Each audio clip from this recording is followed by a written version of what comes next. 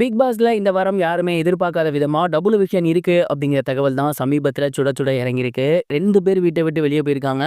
அது யாரு அண்ட் யார் யார் என்னைக்கு எவிக்ட் ஆயிருக்காங்க அப்படிங்கிறதுல தான் இந்த வீடியோவில் நம்ம பார்க்க போகிறோம். சாட்டர்டே எபிசோடான இன்னைக்கு விஜய் சேதுபதி அவர்கள் வீட்டுக்குள்ளே நிறைய விஷயத்தை டிஸ்கஸ் பண்ணியிருக்காரு.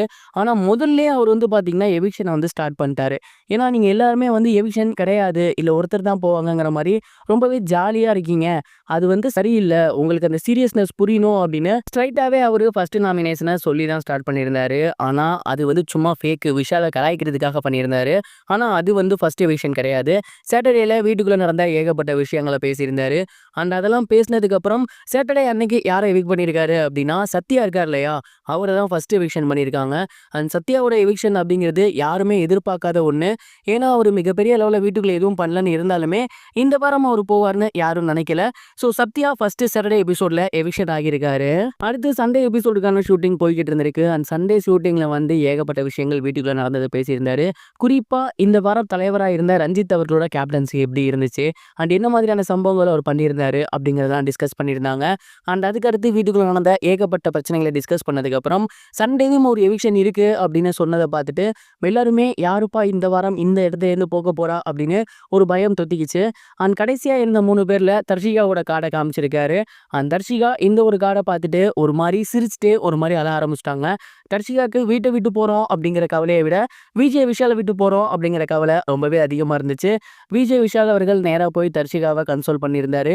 அண்ட் அவங்க 2 பேருமே கட்டி பிடிச்சி அழுதுட்டு இருந்தாங்க. அதுக்கப்புறம் தர்ஷிகா வீட்டில் இருக்க எல்லாத்திலையுமே பேசிட்டு அங்கிருந்து வெளியே வந்திருக்காங்க. பிக் பாஸ்ல இந்த வாரம் டபுள் எவிக்ஷன் அப்படிங்கிறது கொஞ்சம் கூட யாருமே நினைச்சு பார்க்காத ஒன்று அப்படின்னு தான் சொல்லணும். மிட் வீக் எவிக்ஷன் இருக்கு அப்படிங்கிற மாதிரி ஃபர்ஸ்ட் ஆஃப் ஆல் சொல்லியிருந்தாங்க. அப்பவே சத்யா வெளியே போற மாதிரி இருக்கும் அப்படின்னு சொல்லியிருந்தாங்க.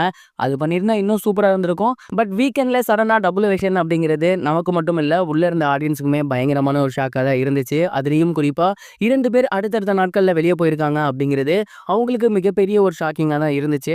இதில் சத்யாவை பொறுத்தவரை அவர் வீட்டில் எதுவுமே பண்ணது கிடையாது. அவர் வெளியே போகிறது முழுக்க முழுக்க எந்த ஒரு அஃபெக்டிங்கும் இல்லை அப்படின்னே சொல்லலாம். இதில் விஜய் விஷாலுக்கு மிகப்பெரிய ஒரு அஃபெக்டிங் இருக்குது. ஏன் அப்படின்னா தர்ஷியா கூட ஒரு ரீசன்ட் டேஸாக பயங்கர க்ளோஸாக இருந்திருக்காரு. அண்ட் இதனால் அவரோட கேமுமே ஸ்பாயில் ஆகியிருக்கு. ஸோ தர்ஷிகா வெளியே போனதுக்கப்புறம் விஜய் விஷால் உள்ளார அடாப்டாக கொஞ்சம் கஷ்டமாக இருக்கும். அதே நேரம் தர்ஷிகா போனதுக்கப்புறம் விஜய் விஷால் அவர்கள் நல்லா விளையாடவும் அதிகப்படியான வாய்ப்புகள் இருக்குது.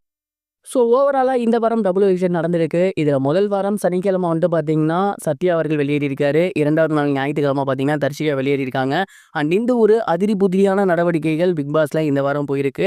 இதே மாதிரி அடுத்தடுத்த வாரங்களில் ரொம்பவே இன்ட்ரெஸ்டிங்கான ஃபேக்ட்ஸ்லாம் இருந்துச்சுன்னா ரொம்பவே சூப்பராக இருக்கும். இதை தான் ஆடியன்ஸும் எதிர்பார்த்துட்டு இருக்காங்க. இந்த வார டபுள் எவிக்ஷனை பற்றி நீங்கள் என்ன நினைக்கிறீங்க, உங்களோட தாட் என்ன அப்படிங்கிறத மறக்காம கமெண்ட் பாக்ஸில் ஷேர் பண்ணி. இது வரைக்கும் கனெக்டிங் டிவிக்கு சப்ஸ்கிரைப் பண்ணனா மறக்காம சப்ஸ்கிரைப் பண்ணிக்கங்க. உடனடி அப்டேட்ஸ் பெறுவதற்கு நோட்டிஃபிகேஷன் பெல்லையும் கிளிக் பண்ணிக்கங்க.